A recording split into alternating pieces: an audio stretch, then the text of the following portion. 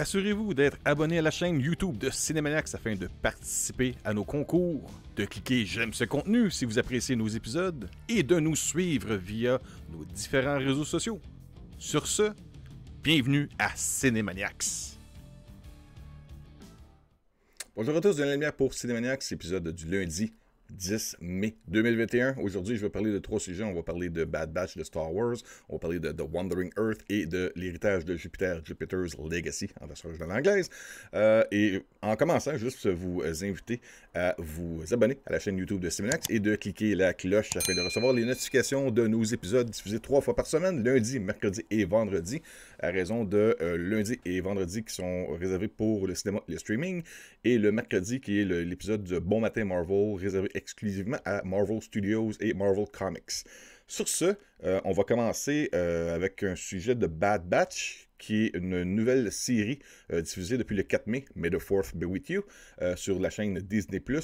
Mais juste vous rappeler qu'à la fin de l'épisode, je vous rappellerai qu'on a 2 concours en ligne sur la chaîne YouTube de Cinémaniacs et je vous informerai comment participer. Mais pour l'instant, juste pour vous annoncer que cette série-là, elle est extraordinaire. C'est vraiment visuellement, c'est beau, c'est sublime. On garde un peu le même style que la série Clone Wars qui est diffusée depuis quelques années, mais avec bien sûr une évolution du côté technologie, là, ça paraît, c'est vraiment incroyable où est-ce qu'ils en sont rendus pour une série télé animée pour les jeunes là, et pour les fans de Star Wars, et les moins jeunes, je dirais ça comme ça. Comment je pourrais vous décrire Star Wars de Bad Batch? C'est une série d'animation en 3D américaine qui a été créée par Dave Filoni. C'est diffusé depuis le 4 mai 2021, ça c'est sur Disney+. C'est une suite et un spin-off de la série Star Wars de Clone Wars qui a été diffusée de 2008 à 2020. Comment je peux dire ça? Il y a eu des intervalles, il y a eu des pauses entre différentes années pour les saisons. Je pense qu'au total, il y a 6 ou 7. Il me semble que c'est 6 saisons de Clone Wars. Non, c'est déjà beaucoup parce que ça remplit beaucoup de batailles entre les clones et l'armée des droïdes.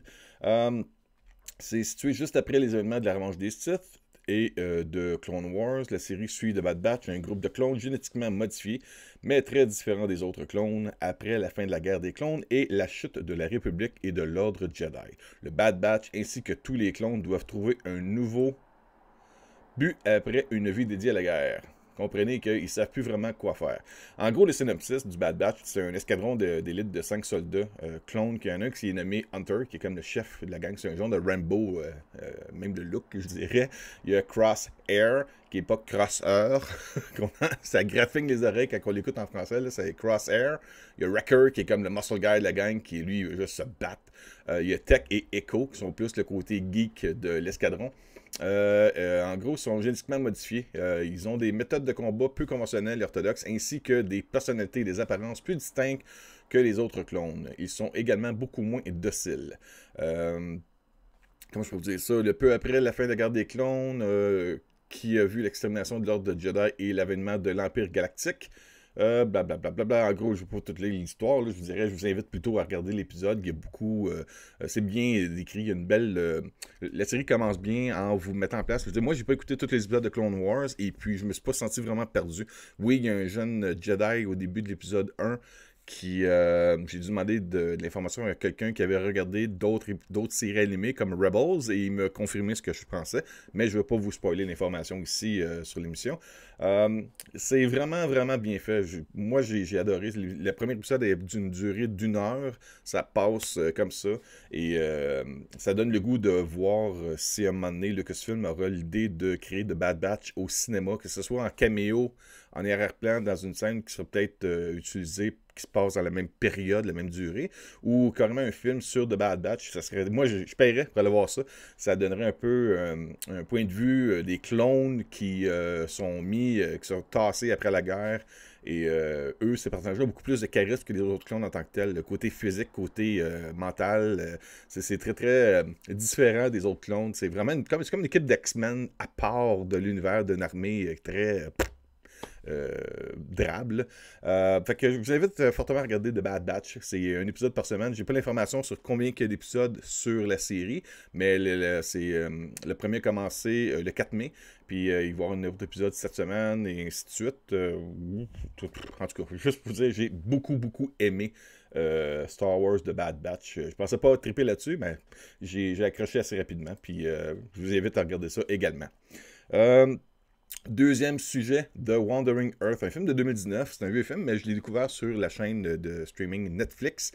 C'est un film de science-fiction où est-ce que faut que tu prennes ton cerveau, tu le mets à off, essaye pas de comprendre, ça marche pas pantoute. Je pense que ce qui se passe là-dedans ne se peut pas, mais c'est basé sur, je pense, des livres du marché asiatique qui doit être lu par des jeunes, parce que ça a eu un méchant box-office au cinéma à l'échelle mondiale, ça a ramassé 700 millions de dollars.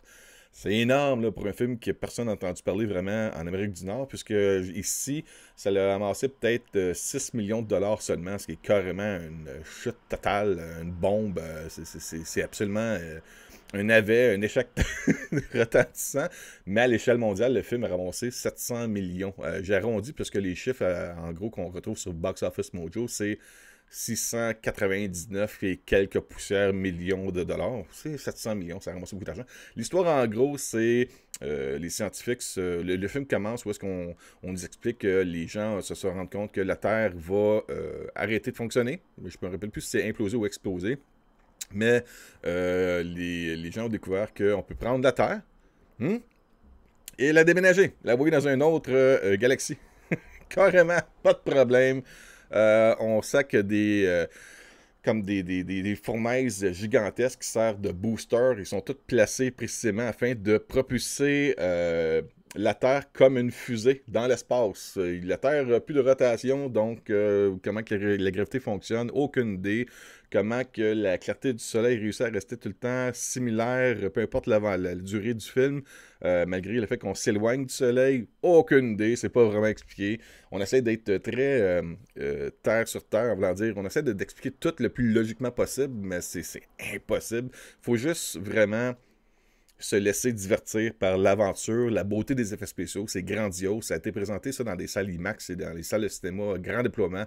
C'est du eye candy pour les yeux. Il y a beaucoup d'argent à l'écran, mais le côté scientifique et réel là-dedans, aucun rapport. Il y a beaucoup de misère à regarder le film jusqu'à la fin, parce que moi, j'étais comme, ben non, tu peux pas faire ça. Ben non, ça se peut pas. Et puis en même temps, je suis pas un scientifique. Peut-être que ça se peut, mais j'ai bien de la misère à penser que ce qui se passe dans ce film-là est réalisable. Je veux dire, même si on voudrait penser que les gens, l'humain, voudraient faire n'importe quoi afin de survivre, je pense que la Terre exploserait si on ferait quelque chose comme ils font là-dedans. Mais c'est une belle aventure, c'est assez spécial. Les gens portent, comme vous voyez sur l'image ci-dessous, les gens portent des combinaisons, puisque sur la surface de la Terre, il fait beaucoup trop froid, puisqu'on s'éloigne du Soleil. Mais en même temps, c'est trop irréaliste. Mais je vous invite à aller voir ça. Si vous n'avez pas regardé encore The Wandering Earth, allez voir, vous allez voir. C'est le côté visuel. C'est comme si on mettrait des humains sur Cybertron dans Transformers avec de la neige, puis on dirait, oh oui, tout est logique, puis ça se promène dans l'espace comme le Death Star là, dans Star Wars. Il n'y a pas de problème. C'est comme un gros vaisseau, la Terre à Star Wars. C'est plus juste un astre qui tourne autour d'une orbite. Non. En tout cas, bien spécial, je vous dirais. C'est quoi de différent? Moi, au début, je pensais que ce serait juste de quoi à la Star Trek un peu, ou Star Wars. Non, ça ressemble pas à ça, pantoute. C'est très, très différent. C'est original en même temps. C'est pour les gens ici en Amérique du Nord. C'est pas vraiment une suite, un remake. Ça ressemble pas à grand-chose. C'est peut-être, je dirais, ça peut-être un look esthétique, surtout pour les véhicules, les vaisseaux, des choses qui sont utilisées pour les humains. Ça a un design qui rappelle, moi, quand j'étais jeune, les Sentinelles de l'air. Thunderbirds. C'est Thunderbirds, il me semble que c'est ça en anglais. Les Sentinelles de l'air, là, ça n'a pas de l'air marionnette. Mais le look, le design qu'ils ont utilisé pour les véhicules, c'est tous des véhicules qui sont surdimensionnés avec 20 roues gigantesques qui roulent à une vitesse super rapide, qui sont contrôlés avec, au lieu d'être un volant, c'est comme une sphère qui est à l'intérieur. C'est très, très bien développé d'un côté logique pour le film, pour les besoins du film, mais ce qui se passe avec notre planète là-dedans, j'ai de la misère à accrocher. Mais si j'en parle, c'est parce que je vous invite à regarder ça. C'est assez spécial quand même comme film, The Wandering Earth. C'est disponible sur Netflix. Troisième sujet. Ah oui, je vais faire un petit segue en passant sur The Wandering Earth. C'est pour ça que je l'ai placé comme deuxième sujet avant ça. C'est que le gros drame de ce film-là, The Wandering Earth, c'est que la Terre est en direction de Jupiter et doit comme se mettre en orbite pour se donner comme un slingshot pour se propulser à l'extérieur de notre galaxie. Et c'est ça le gros drame, c'est comment réussir à pas écraser la Terre sur Jupiter. Parce qu'en tant que tel, les dimensions sont vraiment différentes. La Terre, c'est comme une lune comparée à Jupiter. Ça tient de la réalité. Mais ce qu'ils font pour l'éviter, encore là, c'est ouais, très très spécial. Ouais, c'est ça, je parle du fait que dans The Wandering Earth, la Terre pourrait s'écraser sur Jupiter. Et là, je vous amène à Jupiter's Legacy, en français, l'héritage de Jupiter. Et c'est une saison, on appelle ça un volume, c'est une saison, une première saison qui est diffusée sur Netflix à gros budget. Et, bon, attendez, je n'ai pas mis l'information. Bon, et voilà, Jupiter's Legacy, si vous ne savez pas de quoi je parlais, il y a l'affiche et la bande-annonce juste ici en dessous. En gros, cette série-là se passe sur 8 épisodes qui sont d'une durée entre une demi-heure, une heure. C'est pas vraiment égal. Et même ce qui se passe dans chacun des épisodes, c'est vraiment mal balancé. Moi, j'ai écouté ça en 2 jours. La première journée, j'ai écouté les 3 premiers épisodes et surtout à la fin du troisième épisode, avec un objet magique, ce que tu es capable de faire comme téléportation, j'ai embarqué. J'étais dedans, j'avais déjà hâte, j'allais me coucher, puis j'avais déjà hâte le lendemain de me lever, de faire mon petit déjeuner, puis de me taper le reste de la série. Et, my God, à partir du quatrième épisode jusqu'à la fin, c'est une épreuve, c'est d'endurcissement. C'est long, c'est ennuyant, il se passe rien, les effets spéciaux sont poches. J'avais beaucoup d'attentes lorsque j'ai vu la bande-annonce sortir de Jupiter's Legacy. Ça, c'est basé sur des bandes dessinées de Mark Miller, le Miller World. Les droits ont été achetés par Netflix il y a quelques années. Et là, on commence à mettre à l'écran les propriétés intellectuelles de Mark Miller. Si vous ne connaissez pas Mark Miller, il y a déjà eu des films qui ont été adaptés au cinéma par 20th Century Fox. On parle de la franchise de Kingsman.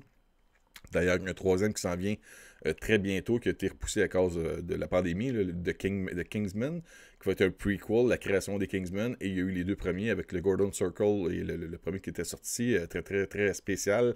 Qu'est-ce qu'il y avait aussi? Oui, Kick-Ass, il y a eu 1 et 2, très violent, d'un point de vue super-héros adolescent. Et c'est quoi l'autre aussi? Kick-Ass. Ah oui, Wanted. Wanted qui était avec Angelina Jolie et James McAvoy. Morgan Freeman aussi qui était là-dedans. Le film était intéressant, mais mal adapté de la bande dessinée. On a pris quelques éléments pour faire un film, mais on n'a pas gardé vraiment l'univers de Wanted pour le film, parce que je trouvais ça un peu bizarre. Parce que le film en tant que tel, quand tu connais pas la bande dessinée, tu fais « Hey, le film est bon ». Quand tu regardes l'information de Wanted dans les comics de Mark Miller, tu fais il me semble qu'ils ont négligé bien les affaires. Et ça aurait été peut-être plus intéressant encore s'ils avaient regardé l'élément de l'univers contrôlé par les méchants, que les héros sont tous morts. Anyway, je vais pas tout spoiler, mais c'était le petit côté qui me décevait de ça. Mais le film, quand même, Wanted était très bon. Et ça faisait partie aussi de Mark Miller. Mark Miller aussi a travaillé beaucoup avec, surtout dans la phase 1 de Marvel Studios, avec les gens de Marvel pour développer les films qui ont commencé l'univers de Marvel Studios. Donc, c'est pas un nono, le gars. Sauf que là, avec Jupiter's Legacy, je me demande s'il va y avoir une saison 2 tellement que c'est mauvais, que c'est endormant. Ça se passe tout le long, on recule à la fin des années 1920, début des années 1930, à la suite d'un crash boursier, et dans l'ère moderne. On ne dit pas vraiment si c'est au présent, ou si ça s'est passé il y a quelques années, ou dans un avenir proche. C'est pas vraiment décrit, on figure que c'est dans le présent. Et on va back and forth, avant-arrière, à peu près à toutes les 5 minutes, c'est pas même des fois aux 3 minutes, on recule dans le passé, dans le présent, dans le passé, dans le présent, et ça n'a pas vraiment de lien, c'est juste qu'on essaie de, c'est comme si on essaie de garocher l'information qui nous sert pas à grand-chose en tant que tel, à part le côté, le développement psychologique de certains personnages de la série. Ça en est emmerdant et long, parce que la bande-annonce nous spoil le fait que la gang va se rendre sur l'île mystérieuse et découvrir leur pouvoir. Et l'affiche montre qu'ils ont leur pouvoir. Donc, toute l'intrigue de comment ils vont se rendre sur l'île est tellement long. Je vous dirais qu'il presque la moitié, sinon plus que la moitié des 8 épisodes en temps, se consacre à la chute de l'économie, à la compréhension de pourquoi il y a des visions de ce style-là et de se rendre sur l'île, de convaincre la famille, son entourage, de se rendre avec lui le personnage principal, sur cette île-là. Et pourquoi? On ne sait pas, mais ils se rendent là. Ça ressemble à Kong's Island un peu, là, je vous dirais, le côté visuel et la quête de se rendre sur cette île mystérieuse-là. Et après ça, on se retrouve dans un genre de côté incompréhensible de comment ils obtiennent leur pouvoir, d'où ça vient. Moi, j'ai pas lu les bandes dessinées de Jupiter's Legacy, donc ce qui se passe à l'écran, je le découvre comme n'importe qui d'autre qui a jamais lu les bandes dessinées et j'arrive pas à comprendre quoi que ce soit de ce qui se passe à l'écran, malgré le fait que c'est long. On prend notre temps pour essayer de tout nous expliquer, mais on nous explique pas les choses importantes de quelle est cette force qui leur donne leur pouvoir. Comment ça se fait que dès qu'ils obtiennent leur pouvoir, ils reviennent sur Terre, parce que tout ça se passe sur une lune de Jupiter. Pourquoi? Je sais pas. Mais bout de vierge. Ils reviennent sur l'île dans les années, début des années 30 et whoop, ils ont leur costume de super-héros. Il y a quelqu'un qui est sur une lune de Jupiter qui leur a cousu des costumes. Whatever. Pourquoi ils portent un casque, c'est pas expliqué, mais il rit du fait qu'un de la gang porte un casque qui est pogné avec ça. L'autre a comme une baguette magique qui lui permet de faire de la téléportation. On apprend qu'il est plus là, mais on sait pas pourquoi, c'est pas expliqué. La fille du super-héros qu'on voit juste en bas là, de l'affiche, qui est une junkie rebelle qui aime pas son père, elle consomme de quoi d'inexpliqué, genre de poudre de cristal bleu, qui peut-être amène d'autres choses, mais à part le fait qu'elle fasse une overdose, genre rien dans pourquoi, d'où est-ce que ça vient, qui transportait ça. C'est mal foutu. L'information, j'essaie de faire de la recherche un peu après avoir regardé la saison 1 de Jupiter's Legacy. Et ce que j'ai compris, c'est qu'on a pris notre temps pour raconter juste la moitié des premières bandes dessinées de Jupiter's Legacy. On étire, puis on étire, puis on étire. C'est comme si Mark Millar a dit, on va prendre notre temps afin de tout expliquer pour que les gens comprennent cet univers-là, mais en même temps, on comprend pas. On perd notre temps sur des choses qui sont pas utiles. C'est endormant. Quand je dis c'est endormant, moi et ma conjointe, lors du 5e et 6e épisode, on s'est endormis. Les deux dans le salon. Gros écran, gros son. On s'est endormis les deux. À un moment donné, je me suis réveillé, puis j'ai demandé si j'avais manqué un bout. Puis c'est elle qui me comptait, mettons, t'as manqué ça, ça, ça. Puis j'ai dit, OK. Ou vice-versa. Des fois, c'est elle qui se réveille. Puis je disais, ah, tu viens de manquer 5 minutes à peu près, puis il s'est passé dans l'affaire tellement que c'est long, que c'est endormant. Sur la durée de 7 heures, 8 heures, parce que c'est pas des épisodes d'une heure, là. Il y a environ 7h30, 7h30 de durée au total. Je vous dirais que tu peux couper au moins 5 heures de ça. 5 heures! Tu gardes peut-être 1 heure de leur péripétie dans le passé et 1h30 dans le présent avec l'ascension des jeunes qui vont supposément devenir des héros, mais donnent l'impression qu'ils veulent plus devenir des méchants, des ennemis dans l'ère moderne, avec les parents. Tu peux faire un méga bon film cinématographique de 2h30 de Jupiter's Legacy. Oui, ça serait intéressant, mais la série c'est un somnifère extra fort. Là. Vous endormez pas, tapez-vous de Jupiter's Legacy, de bonnes chances que vous tombez endormi, puis vous passez tout de suite le lendemain matin. C'est un endormitoire total. Ce qu'on voit dans la bande-annonce, c'est pas mal toutes les scènes d'action qu'il y a dans la série. Et il y a même des choses qui se passent à la fin. C'est mal foutu, je dirais. Il n'y a rien d'impressionnant. Les effets spéciaux, surtout le maquillage, on essaie de donner l'impression que les personnages ont vieilli, mais esthétiquement, à l'œil, ça fait faux. Les barbes, le look fait faux. Sur les affiches, on peut retoucher avec les couleurs, les filtres, le Photoshop pour donner un look vraiment super-héros fort, mais âgé. Mais dans la série, lorsque les scènes en vrai, lorsque les personnages principaux sont présents à l'écran, ça fait costume d'Halloween cosplay. Là. C'est pas mieux que ça.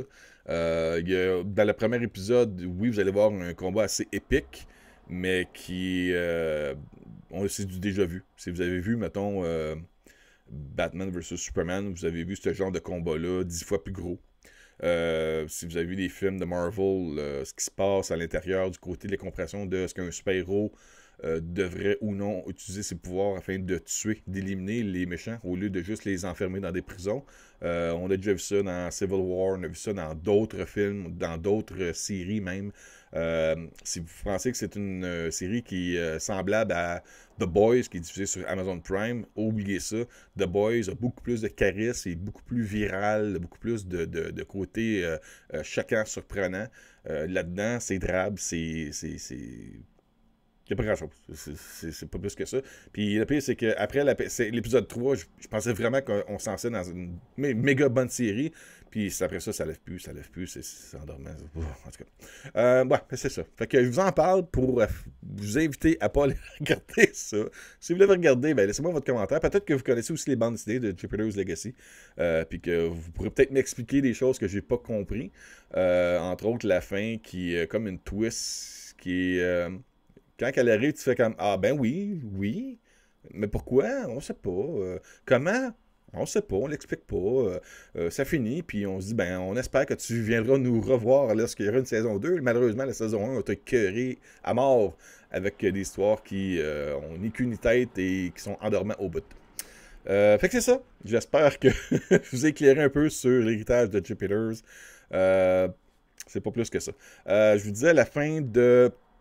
Au début de l'épisode, qu'à la fin, je vais vous mentionner, vous rappeler qu'on a 2 concours en ligne, mais pour faire, je vous invite à vous abonner à la chaîne de... oui, attendez un petit peu, j'ai pas la bonne... maudit. Ah, et voilà! Je vous invite à vous abonner à la chaîne et ainsi qu'à cliquer pour la cloche pour les notifications des épisodes. Oui, il y a 2 concours présentement en ligne. Un, c'est un concours pour le Steelbook de Iron Man en Blu-ray de Marvel Studios. C'est un exemplaire que vous ne pouvez pas vous procurer dans le magasin. J'ai acheté ça lorsque Iron Man avait sorti et là, maintenant, je veux récompenser les gens qui s'abonnent à notre chaîne. Alors, lorsqu'on atteindra le cap du 1000 abonnés sur la chaîne, je ferai tirer via la vidéo du concours un gagnant pour... et ça, c'est peu importe où est-ce que vous êtes dans le monde, là, un gagnant pour ce boîtier de métal de Marvel Studios Iron Man. L'autre concours, c'est à chaque mois, c'est un concours mensuel qu'on a commencé au mois de mai. Aujourd'hui, on fait tirer un Funko Pop de Godzilla, qui est tiré de la licence du film de Godzilla vs. Kong. Et on aura ça à chaque mois d'autres concours. Pour ce mois-ci, ce que vous avez à faire, les informations, les instructions sont dans la description de la vidéo ci-dessous, ainsi que dans la plupart des autres vidéos précédemment publiées sur la chaîne YouTube de Cinemaniacs. Là-dessus, je vous dis merci beaucoup. J'espère que je ne vous ai pas trop emmerdé encore avec un autre épisode de Cinemaniacs, que vous avez apprécié un peu le travail que je mets là-dessus. Et je vous invite à laisser un commentaire ci-dessous, à faire un like aussi sur la vidéo. Dites-nous si vous aimez ça. Moi, en même temps, c'est pas juste une question d'aller chercher un public... plus large. J'aime vraiment discuter avec les gens. Lorsque je laisse des commentaires, j'essaie de tous les lire. En tout cas, pour l'instant, c'est assez facile. Mais j'essaie vraiment de tous les lire et d'interagir avec vous. Laissez un commentaire, ça va me faire plaisir de vous répondre. Des questions, des suggestions. Moi, je les lis. Je réponds lorsque j'ai une bonne idée ou de quoi de sincère. Je vais essayer de vous répondre et c'est ça. Fait que, allez-y. Merci beaucoup. Passez une bonne journée, une bonne semaine. Et n'oubliez pas que cette semaine, il y a encore un épisode de Bon Matin Marvel et un autre épisode de Cinemaniacs. Là-dessus, merci beaucoup. Passez une bonne journée. Au revoir.